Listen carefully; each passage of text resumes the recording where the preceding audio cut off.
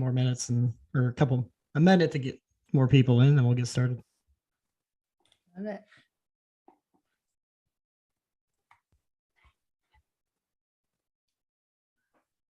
Well, Adam, Nick, hi everybody. So many familiar faces from DGL and some new faces.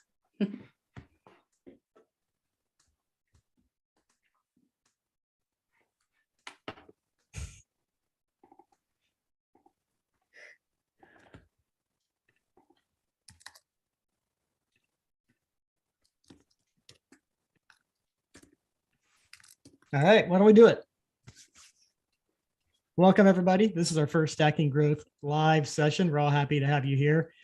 I'm Cassidy Shield. I'm the Chief Growth Officer at Refine Labs. Nice to meet all of you, for those who I haven't had a chance to connect with.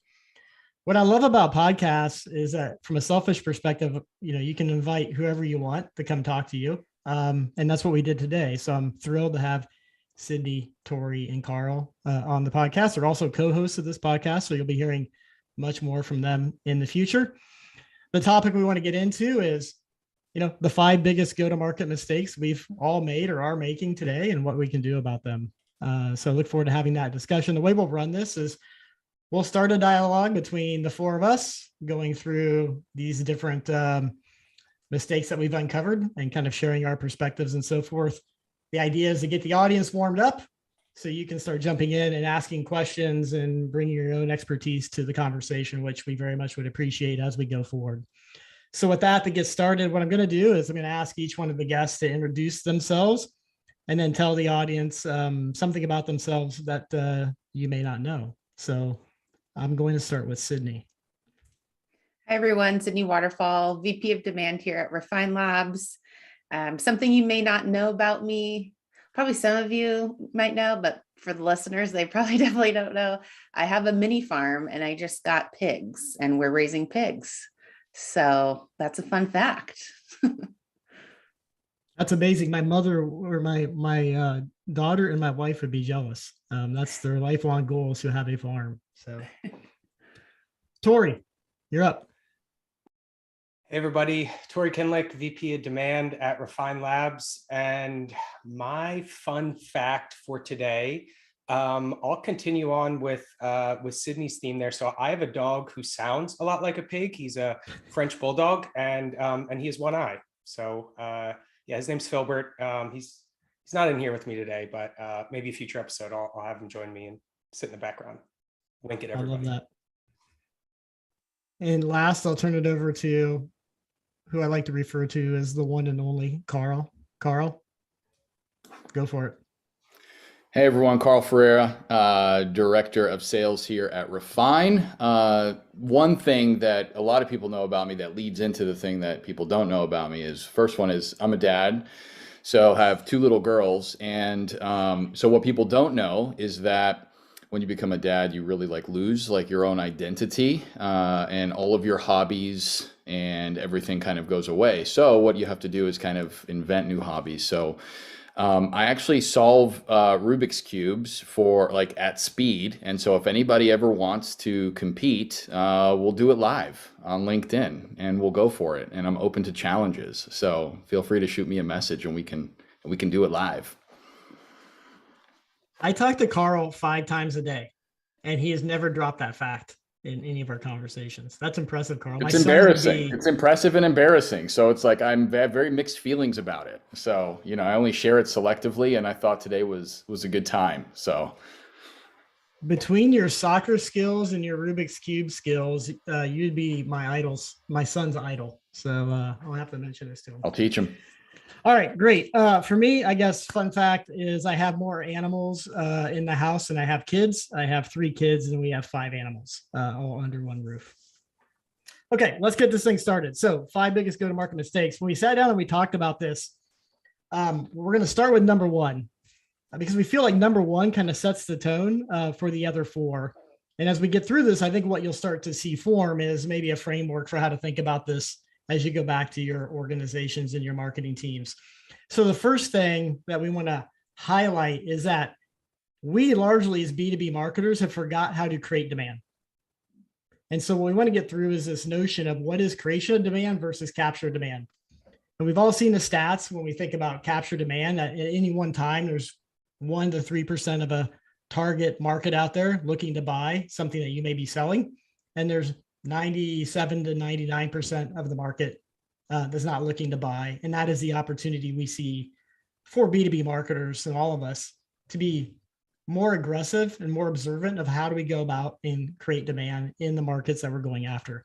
And in fact, if you go back and you look at the definition of marketing from the histories of Peter Drucker and so forth and so on, it all ties into this idea of creating and building demand for your company and for your products.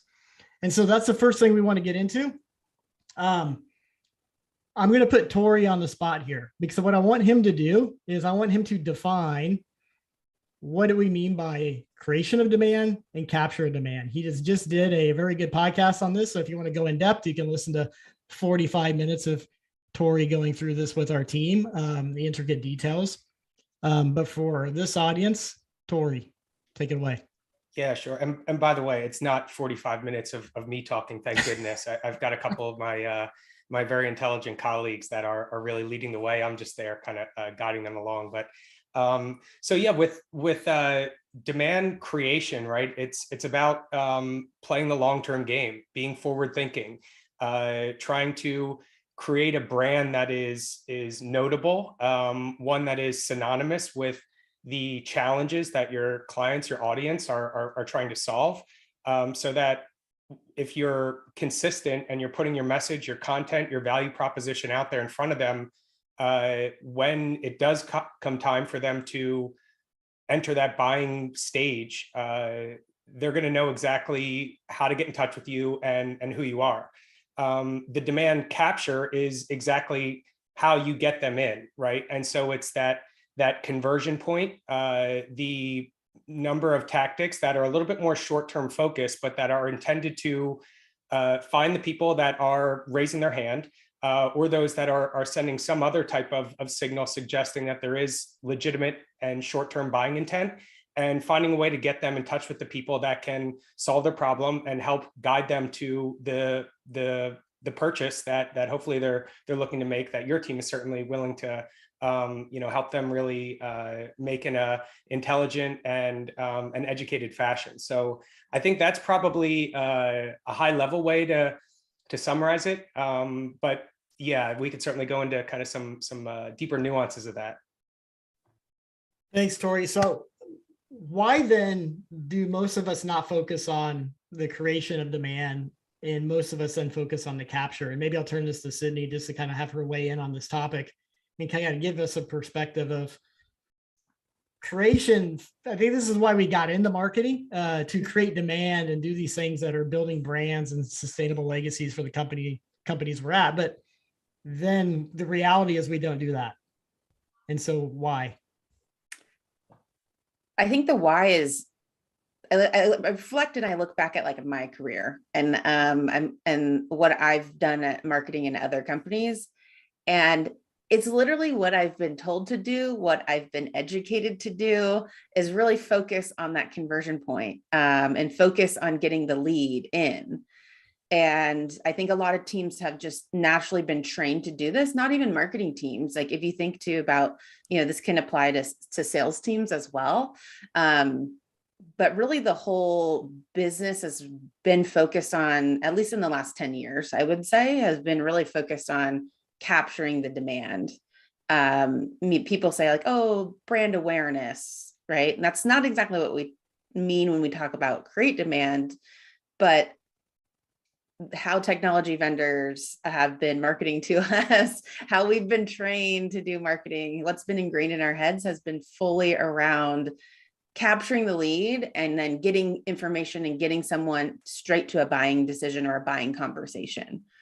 So that's something that I had to like unlearn and rethink about and think about logically of like why that's not maybe the best area to spend 90% of my time in anymore as a marketer. Maybe I need to start transitioning that to 50-50 and then maybe start moving that percentage up towards capture demand to really play the long game. So I think the main two reasons is that's kind of how it's always been. And also that's how all of the KPIs that marketing teams have been measured on are only around creating demand and what you can, capturing demand and what you can track when you are running those types of channels and those types of plays. So I always thought it was the sales team's fault. And so Carl, as our representative of sales, I mean, isn't this what you want from marketing? Just give you the leads, just capture what's out there, people who are willing to buy right now. What's your reaction to that? Is it your fault? Contrary to popular belief, I think we don't want that. I've spent many hours combing through earlier in my career, combing through MQLs and things like that. It's a huge time suck. It's very, and it's like there's guilt there too, because it's like, Miss Sydney got these for me, like I need to get through them, as like a part of my duty as a seller. But at the end of the day, it kind of boils down to incentives, and I'm incentivized to close deals, and marketing's incentives and measurement is maybe not always aligned to that. And that's where I think that disconnect happens, where it's like there may be aligned to a measurement that says you're successful if you generate this many MQLs. And then sales is successful when it's like closed deals, right? It's what's in the pipeline. And so when those aren't matched up and they don't have the same goals, there's a lot of problems. There's a lot of waste. You have SDRs doing a lot of work that doesn't produce a lot of fruit. And so, that's my position on that. That's why I had chatted it's incentives and measurement that really kind of guides why I believe that companies over-index, not just marketing teams, but sales teams too, over-index on demand capture activities versus creation activities. What I find interesting in this discussion is that it implies there's an assumption that there's a lot of demand to capture. Yet, oftentimes, we're all in companies who want to change the world. Most of the folks here are probably in early stage companies or mid stage companies where you join this company because you believed in the mission and how they're going to make the world a better place. And that usually manifests itself in one of two ways. There's this notion of you've decided to create a category as a company. This often happens maybe 10, 20% of the time, where you've built something that's fundamentally new that there is no demand to capture. So by default, you need to be able to create it. The other type of company out there is one who's redefining the current segment. So it's not that you're trying to compete in a mature segment, going up against the incumbents. It's what you're really trying to do is carve off a piece of that segment and redefine it or reposition it, of which case you also have to create demand for that redefinition of the segment that you're creating. So the paradox I find in small companies or emerging companies who want to change the world is there is no demand to capture first. You have to create it first. So that's a monologue on my end. What I would love to do is take that and I'll put it back to Tori and say, how do we actually do that? We know this is a problem. We're incented to capture demand. We know for most of us, there isn't a lot of demand to capture. It's really about creating the demand and then capturing it. How do we change our mindset to be able to do that? How do we have those conversations with senior leadership? Tori, putting you back on the spot. Yeah, and I think the mindset change that has to start certainly with the folks at the top, that senior leadership. That's not always an easy task. Is changing the minds of those folks. They really look at a lot of their portfolio, their investments from a dollars in, dollars out perspective. Right. So if I invest this much money, this is exactly what I expect to see returned and know how quickly it's going to be returned. And so what I think a lot of marketers and sellers and anyone focused on this kind of go-to-market strategy needs to really think about is, how do we go about changing their mind? How do we go about helping them understand that this is much more of a long-term game? And I think tying it back into what Carl was saying before, how do we incentivize the right behaviors? So it's about getting away from those short-term mindsets, right? Breaking free of the whole MQL hamster wheel that you've heard many of us at Refine Labs talking about for a long time now, and really trying to figure out what is our legitimate total addressable market here? What is the segment that we want to go after? But more importantly, what's the corner of the marketplace that we know that we can go today and that we can win. And trying to, maybe put some numbers behind that, right? Because that's what a lot of our leaders, our boards of directors, our investors are looking for, is numbers and data.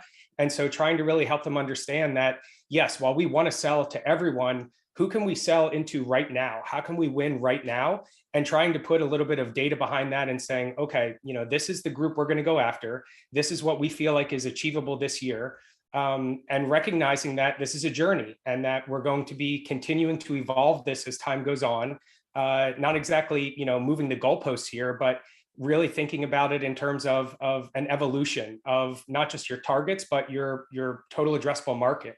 It's a tough challenge that many of us are faced with, and I don't think that there's an easy answer there, but it starts with having those tough conversations with the leadership team and helping them understand that just driving some of these lead gen numbers and trying to look at things in terms of predictable revenue is not going to get you very far. You're going to burn out quick, and you'll probably burn through your cash even quicker.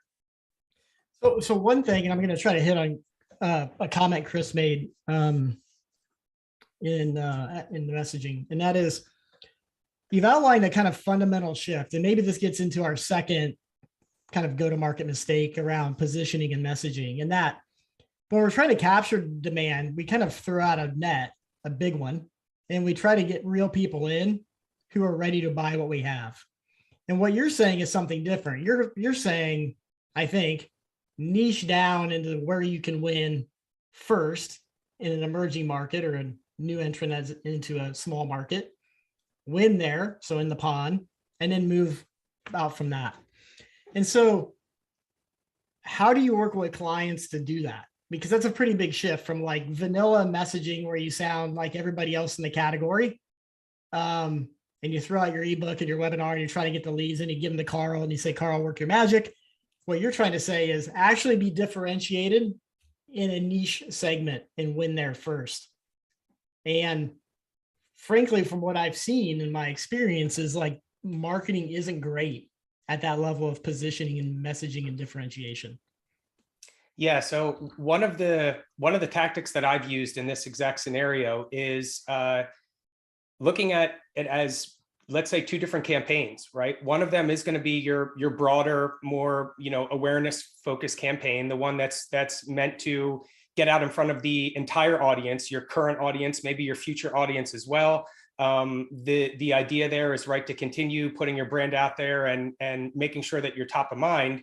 And then the second one, maybe that's where you're getting more granular, right? Where you're trying to find a portion of that market that you're going to go after, making sure that your messaging, your value proposition, your creative, everything from top to bottom in the campaign is focused on a specific, much more granular detail, and letting the data kind of present itself to the leaders, right? Helping them understand that, okay, this broader message, where we're trying to be everything to everyone. Sure, we're serving impressions to a lot of people, but we're not getting a ton of engagement. It's not really driving a lot of traction or inbound to our website. Whereas this other campaign, okay, the audience is smaller, but if you look at things in terms of a percentage, we're getting much better engagement with going after something like that. We're starting to really get a sense of, is this corner of the market the right one for us? Are we making sense? Are we resonating with people? And just kind of not necessarily pitting the two campaigns against each other, but putting them right next to each other and saying, hey, look at the data for yourself. We can continue going down this path and splitting out, our budgets, our funds, our campaigns, our resources in half, or we can double down on this smaller approach that looks like it's starting to gain some traction here, see what comes of it, and figure out how we scale up instead of starting broader and scaling down. I like that approach. I think kind of the takeaway I have that kind of crystallizes this for me is, as you move to creating demand, it is going to put a premium on your ability to segment, target, position, and message into those segments. And that in of itself is one of the magic tricks of marketing that you're going to have to flex if you want to create demand. Is that a fair thing to say? Yeah, very fair. So we've created this motion that we want to create demand. We're getting better at kind of the segmentation and the positioning and the targeting, the messaging. We keep coming back to this idea of needing to change measurement and kind of the way we measure create versus capture. So Sydney knows this is coming. I'm going to turn it over to her and to talk about like, how do we do that? Like, how are we doing it today when we think about measurement for capture? How do we propose we should think about this as we move to a create demand strategy? Yeah, one of my favorite topics, as always, is measurement. So if you think about traditional funnels, probably all the metrics that everyone in here is tracking, your MQL, your SQL, all the way down to even pipeline and revenue, all of those, you can only track what attribution vendors or what you have internally at your CRM can attribute, right? Which are capture demand channels. So those are going to be your direct response channels or your direct response campaigns on certain channels.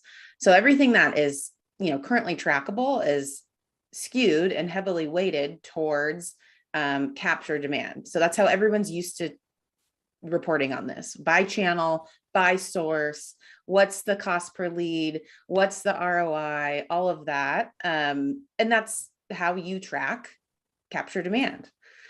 When you make a shift into creating demand, and obviously you need both, right? You're not going to just create demand and then have no way to capture it. So you need both. It's an and.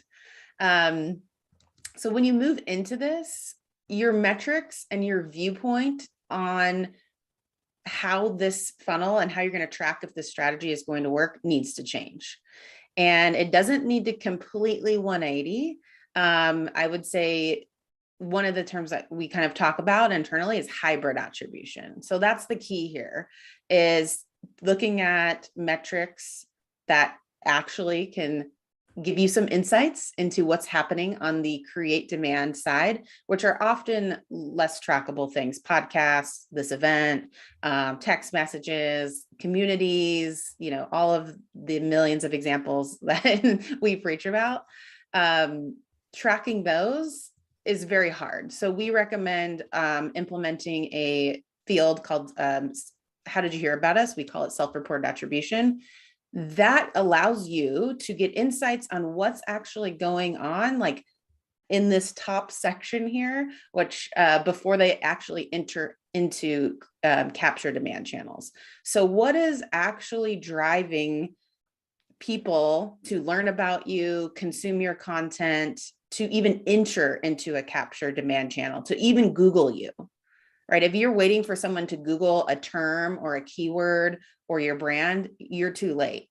That's capture demand. You need to focus on educating the market to getting them to come into that. So that's what self-reported attribution can help us understand, is what's working well in a less trackable funnel, which would be create demand. Now we still use our normal sources that we're traditionally used to understand what channels actually capturing the demand. Again, it's an and, not necessarily one or the other, to give you a more holistic picture of your entire strategy and how it's working together. Now, when we get into the funnel, instead of looking at things very segmented and channel specific and only looking at things from capture demand sources, we want to look at things blended and holistically and from a high intent perspective. So we recommend, we have a new framework coming out soon, so we'll give you more information on this. The next event, we'll actually dig into this a little bit more, Hero Pipeline, but we recommend looking at this blended. How many people are coming to your website and converting and asking you to talk to your sales team? Don't care what source they came from. You'll have your self-report attribution source, and then you'll have your capture demand source. So you'll have those data points, and then map that all the way to revenue. And you'll be able to have a very clean view of what's actually happening and how your investments are working together to create that demand strategy. So that's my overarching viewpoint, but happy to go into more questions as well. I would love I think one of the things that we often hear quite a bit is this idea of self-reported attribution versus kind of capture demand attribution from vendors. And I know, Tori, you're writing kind of the book on how to do this for us, for our customers, to be able to do both of these things. And Sydney, you alluded to it. Any kind of tips or tricks, Tori, early on just like what you would advise folks to do to be able to kind of take advantage of both these forms of attribution? Yeah, excuse me. Yeah, I think, first step, right, is obviously making sure that you're able to capture that information. And so Sydney mentioned, the how did you hear about us field on your forms. That's the quickest way to get started and start collecting those insights. It can be challenging to aggregate all of that qualitative feedback that you're getting. And so the other part of the implementation that we're recommending is to create, using your automation platform to create some type of workflow or automation rule that's going to help you categorize that free text into a pick list value so that it's easier to report out on and socialize those insights. The other part that I think is really understanding what you're seeing, right? So there's going to be the obvious trends that your self-reported attribution data points are not going to line up with some of what your attribution data is telling you. A lot of what Sydney just talked about, right? Where all the credit is going towards that conversion source instead of what a person is reporting out as their most impactful touch point. And so really just understanding the difference between the two. But then to me, I feel like maybe the most valuable part in all of this is how you leverage it to impact your future facing strategy. In particular, one of my favorite ways to use this self-reported attribution data is to identify if you've got some new ideas or concepts that you might want to be utilizing for your content strategy, right? So finding the sources, the channels where people are talking about you and your brand, and just spending some time in these channels. You don't have to go there to try to sell people. You don't have to go there to pitch your product. You just want to go there and spend some time and maybe start some conversations, participate in them, or just watch and take notes and see what people are talking about. Are there people, like, let's say it's a Reddit community that have a lot of clout there? Well, guess what? Maybe you just found someone that you want to invite on your podcast, or that you want to, co-create some content with, because this person obviously has a little bit of pull in a community that is really impactful. So this is kind of a way that you can start to take that data and those insights and utilize it in a way that is not going to be abrasive or not going to be kind of overstepping your bounds, but instead is going to be meeting your clients, your audience where they are, helping them to create content that they care about, and doing so in a way that is really community driven. And I think that, that's what this self-reported attribution data is, something that starts with a very simple question: how did you hear about us?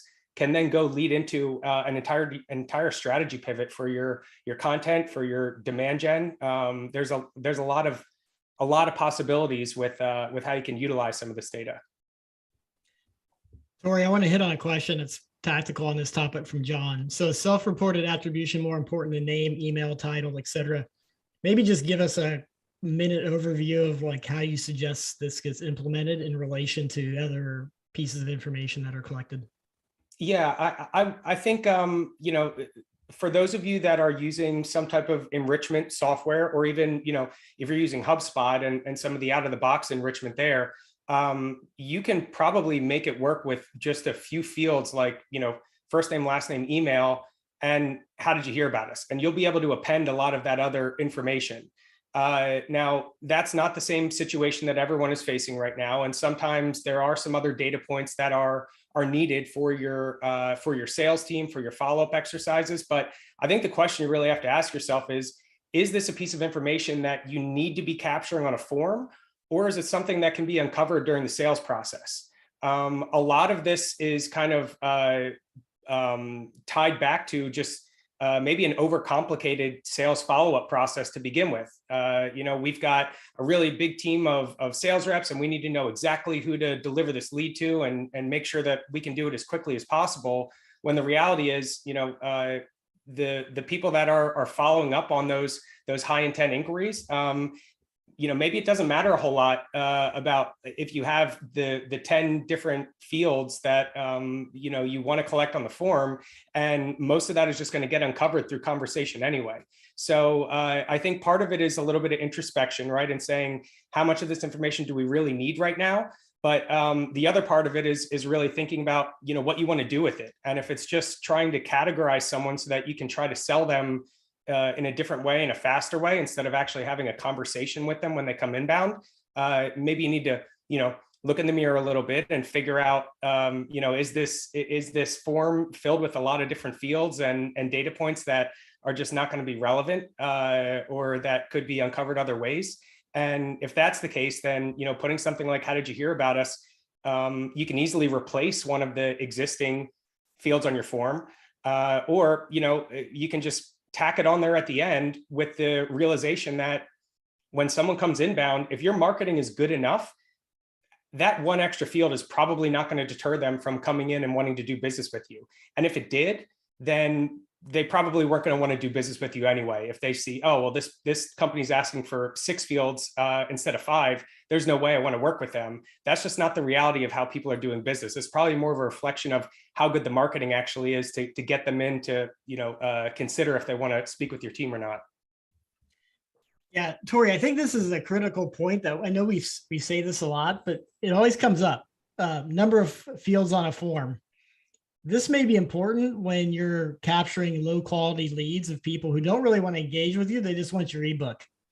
Form count is probably critical. But if somebody wants to do business with you, to your point, they don't care. They'll fill out 6 fields versus 5 fields. And if they don't, it's a good indicator that they're not serious. So I appreciate that example.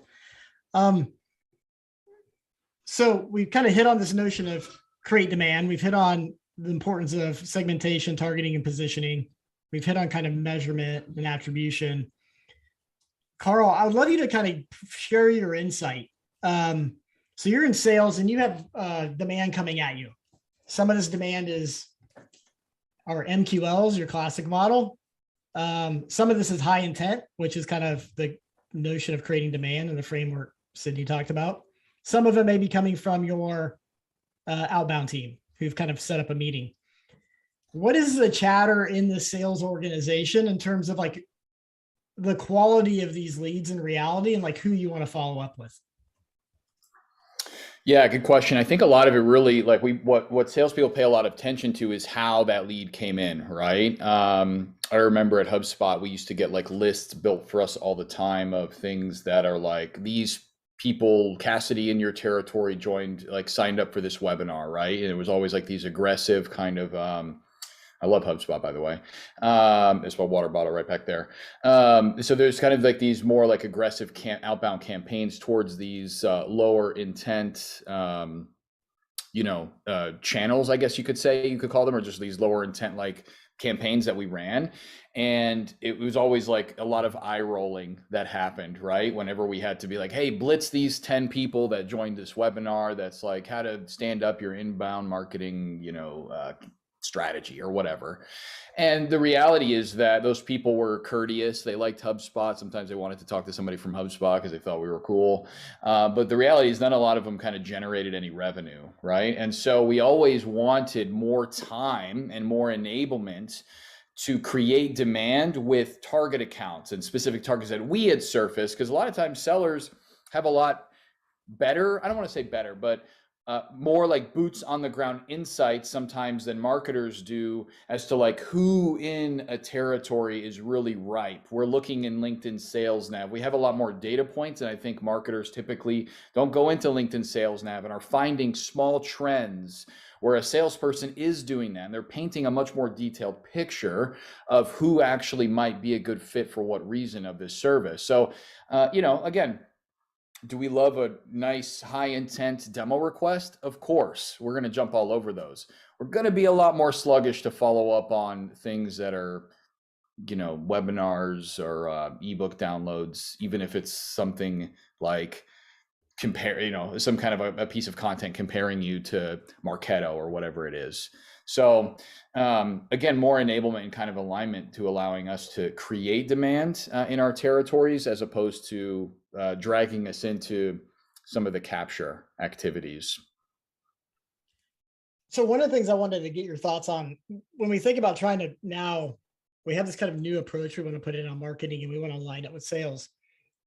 I have my own point of view on this, but is it as easy as just, we're going to bring more high intent leads to sales and that's going to drive better alignment? Or is it more complicated than that? Meaning, is the alignment issue really just because there's two separate organizations who kind of look at the world differently? Marketing's thrown over a bunch of low intent, poor quality leads, expecting sales to do something with it versus just changing the mindset of being, we're going to pass you leads that are high intent. Or what's your reaction to that? Yeah, I think my reaction, it goes back to my original content earlier in this session, was that we're just gold on different things. And there's just a lot more pressure sometimes with, sellers, where if I don't hit a certain number, then, I probably don't have a job, right? And I know it's scary to kind of mention that when I'm surrounded by my frenemies here on this call, AKA the marketers. But it's like, I have to go and be very specific about how I use my time. And so when marketers want to think about, hey, I want to align with sales, yeah, we're definitely going to be we're going to be biased towards what's high intent. But here's one mistake, since we're talking about go-to-market mistakes, one mistake where the sales team fails, the marketing team, I think, is really being a partner with them when it comes to creating demand. I think we think of that's like marketing's job to create demand. And what you see a lot, we've all been prospected. I was actually sharing some cold emails that I got this morning with Cassidy. And the thread through all of them is they're very like demand capture types of emails. Hey, Carl, noticed I got blazed in the last 3 months because I'm newer in this role, right? And a lot of it's like, hey, Carl, notice you're director of sales now. Congrats. I'm sure you're growing the team. Would you be interested in hearing about how we help directors of sales grow their teams XYZ, right? It's a very demand capture message. If you send a message like that, very low value, inviting to a meeting, if you send that to 1,000 sales leaders, there's a good chance that 5 of them are in market for that product. So that BDR will then hit their meetings quota. But what about that huge missed opportunity of learning how to craft messaging in sales that creates demand, that doesn't just capture it, right? That creates not buying intent necessarily, because I think that comes a little bit later, but what about creates an intent to explore? I love good cold emails or cold calls or texts that like get me a little bit curious, like get me to explore something, like, hey, I'll go check out their website. That was kind of interesting. Even if I don't respond to the SDR, which I do always respond for the most part, unless it's horrifying. But so sales, I think, again, to circle back, a go-to-market failure that can happen is just to say demand creation falls with marketing only and sales just closes.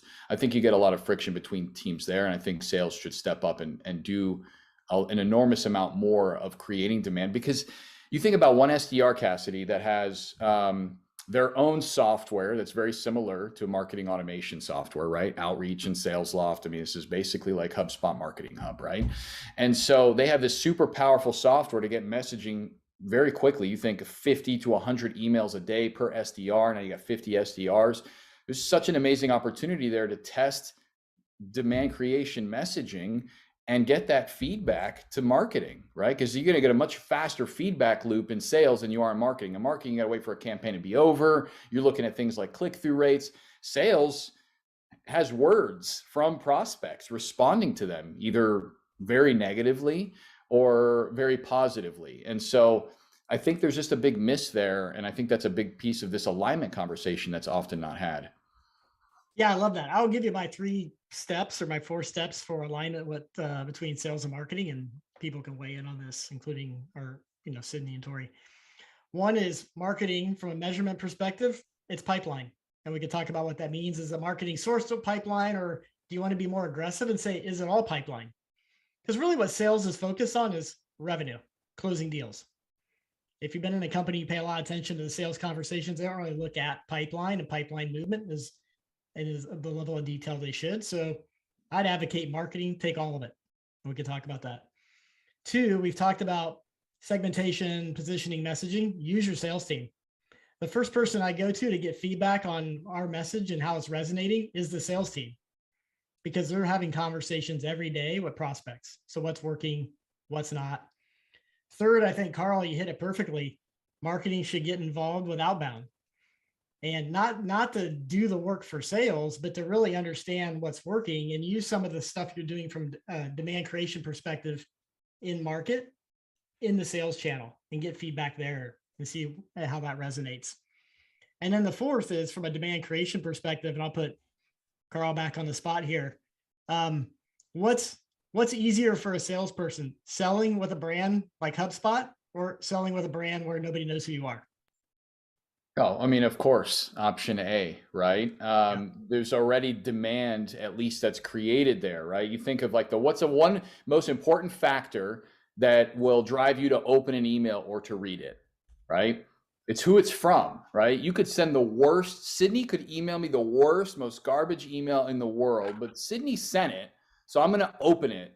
And I might even give her a meeting because like it's Sydney, you know, like of course, yeah, what's up? I'll hear you out.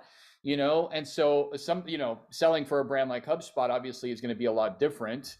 I remember when I used to go outbound at HubSpot, it was so funny because everyone's like, hey, does anybody at HubSpot go outbound? I was like, yeah, we go outbound all the time, but it's totally different, right? Because somebody might answer the phone and they're like, yeah, we love HubSpot. Yeah, we talked to all the sales reps that have been in your territory for the past 10 years. We just can't afford it or whatever it is. That's totally different than a new marketing automation player that's going to step into the space.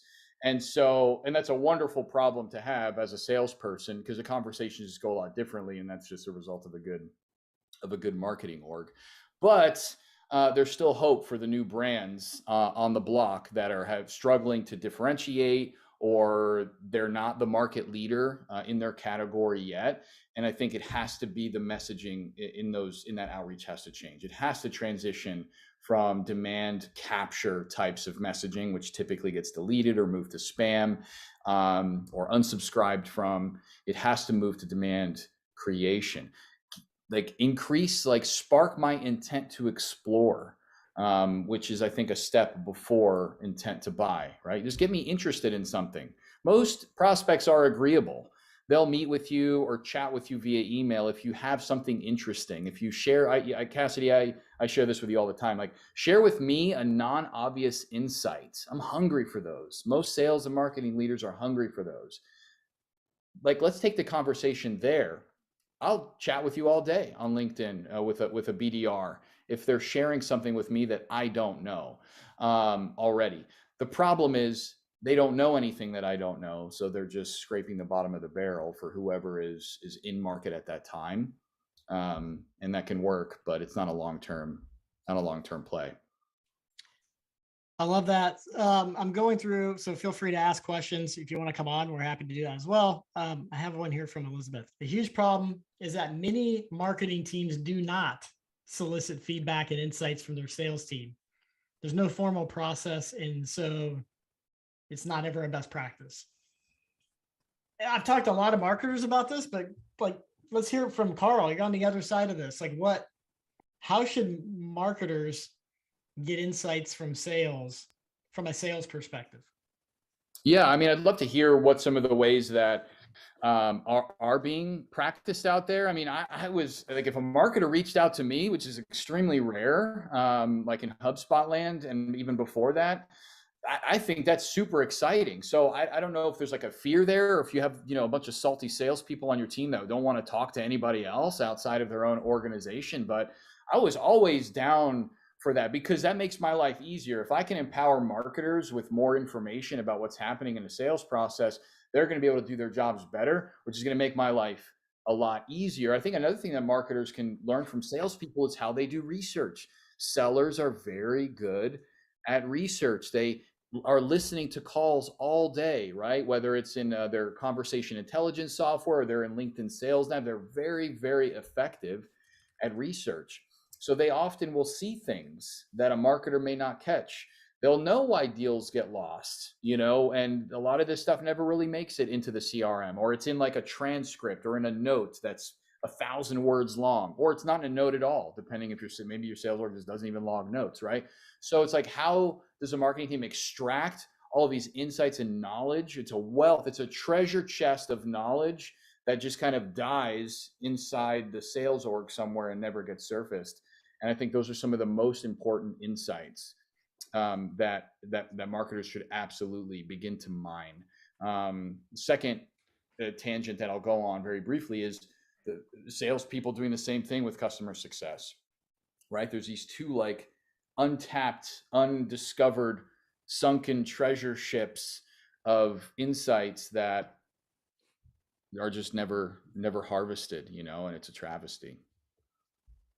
Yeah, I would add to that, just most companies have something like Gong or Voma or some kind of call recording software.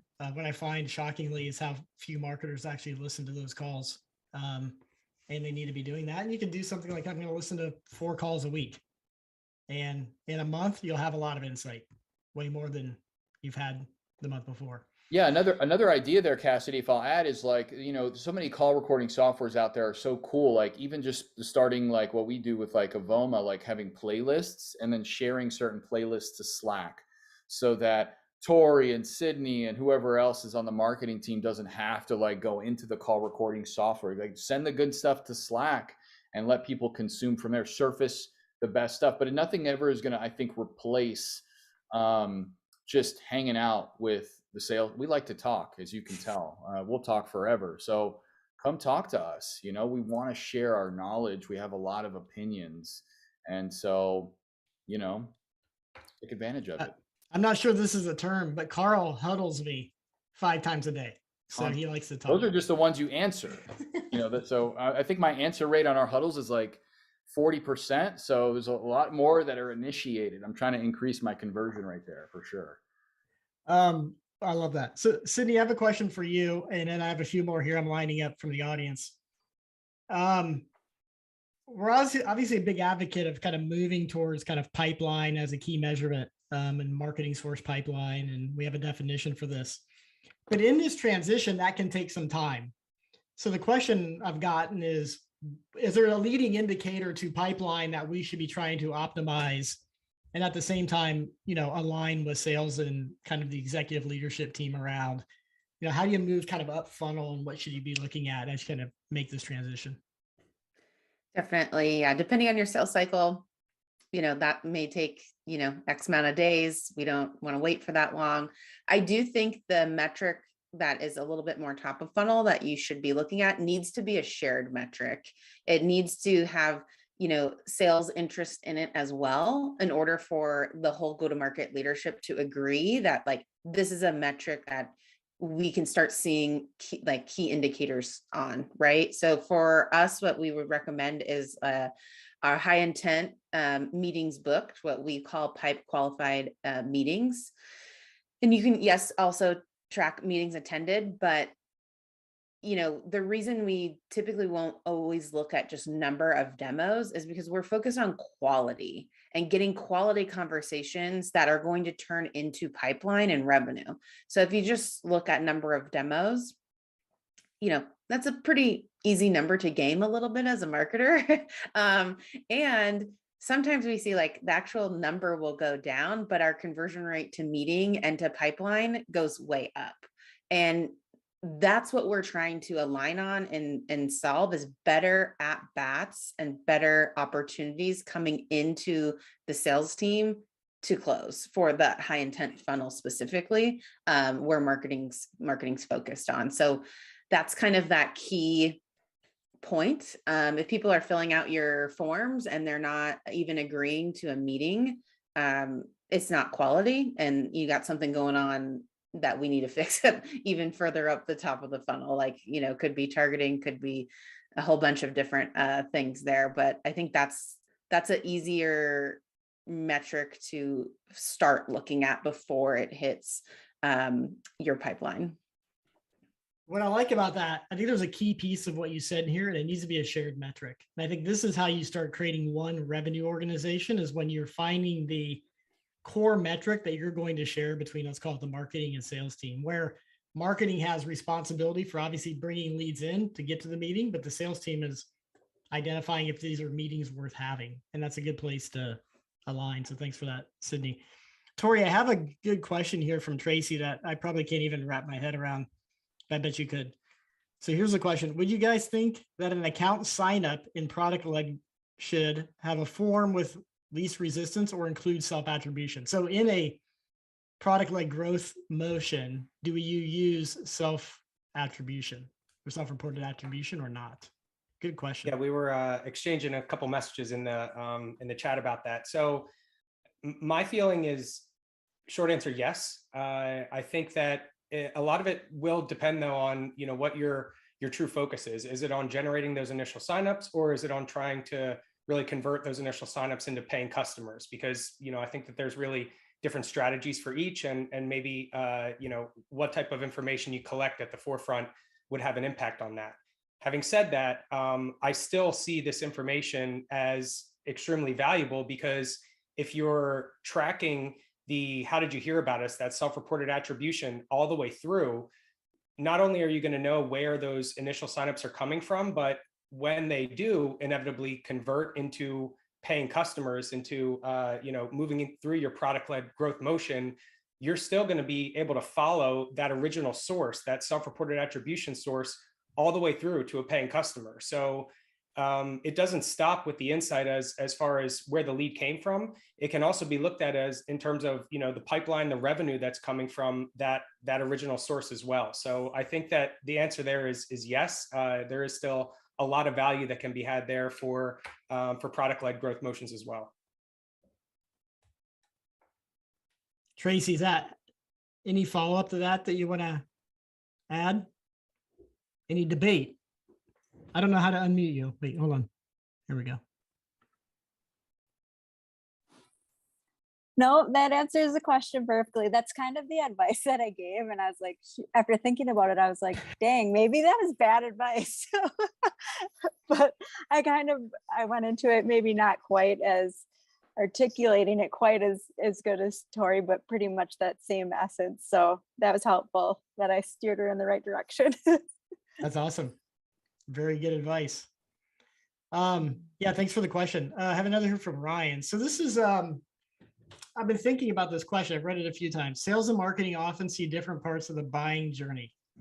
So the perspectives on what the buyer cares about is often different. It's kind of a statement versus a question, but I'll turn it around as a question and maybe lob this one to Sydney. Is that true? And if it is true, how do you kind of reconcile that in kind of our marketing, sales, kind of revenue organization? I think historically that can be true, and in probably most organizations it may be true. I think the key thing is they care about different buyer journeys, sure, but if we align to the metrics for success, that argument goes out the window. And if both teams are incentivized on the right metrics, that is going to solve that problem, I think, internally for teams. And again, it's going to allow teams to, we recommend, high intent revenue pipeline generated, because that metric has a lot of different buyer journey phases, and where are they at, and what type of intent they are. That covers it all. That's all we care about, is getting them to that point. How we do that and the strategies that you might deploy are going to maybe be different from like a sales and marketing perspective, but they need to be working together. Just like Carl's point earlier, like we could be using sales to help us, push out some of these create demand channels and create demand, events and podcasts and insights and resources to the market. That's a perfect example. Who knows what buyer journey phase that is, but is it helpful to the business to move that number? Probably. Yeah, the thing that goes through my mind that it's I've seen some good messages on this is it's not as linear as we hoped it would be. So, some people may be coming inbound with high intent after, an awareness or a beginning of a consideration phase. Others may have done a lot of research, maybe even buyer committee research before they come knocking on your door. So I think what we find is, and I'm going to turn this to Carl and you can dispute this, is that the sales team is really interacting at various stages of this buyer journey, especially from an inbound perspective. It's not always going to be I'm very mature, I'm ready to buy, and everybody's on board now. I want to talk to sales. That's the way we would love it. He may be dealing with inbounds that are coming in that are highly interested, but are still in the consideration phase. Yeah, I think the original. I actually I'm going to be at the spicy take here. The original comment, I would like challenge it a little bit, because again, it operates like just saying, "Hey, sales and marketing see different parts of the customer journey." That operates under the assumption that there is this linear buying process where it's like marketing's touching it, and then it gets thrown over to sales to a high intent inbound form or something like that. But in the sales community, you hear it all the time, like outbound causes inbound. And this, can cause some friction where it's like marketing gets credit for the demo request, but really I cold called them 6 months ago and talked to their CEO. And so I think it's a lot more complicated than just saying marketing sees a different part of the journey than sales. If both teams are creating demand, I think sales could absolutely be there at the very beginning of their journey. In fact, the best salespeople they're going to shape the entire buying experience. They're going to shape the criteria. The RFP that gets sent out to 4 different vendors was going to be 8 vendors, but you've got a salesperson that has, again, given that company a different lens in which to view their problems, and is totally shaping that entire buying process and is going to win that deal. Does marketing support something like that? Of course, especially when you have buying committees where I might reach out to a director of sales or a VP sales or somebody like that, and then they share it in Slack, and they maybe share my deck or my one pager or my LinkedIn post, and then the CEO is like, "Oh, okay, that's kind of interesting." Then they go to the website, and now marketing actually is nurturing them in some way, and now everybody's getting retargeted with ads. And so I think it's a lot more complex than to say that they see completely different parts. I think there's some truth there, but it's not that cut and dry. I like that, Carl. So I want to be respectful of time. I know we're up against the hour. There was one topic we didn't get to that I think for our team would be a great podcast going forward. And that is, when you're creating demand, what is the relationship between a brand team and a demand team? And are they one and the same? So I would love to get into that now, but we're up against the time. So what we'll do is we'll take that offline. We'll create a podcast about it. Maybe we'll have a live session about it, and that could be the next one. And we'll dig into that topic. So I think it's fascinating, and it's imperative that we understand how those two function together as we create demand. So thanks everybody for sticking with us. Please provide feedback on how to make this better. It's the first time we've done it, but loved all the interaction and appreciate the time. Thank you.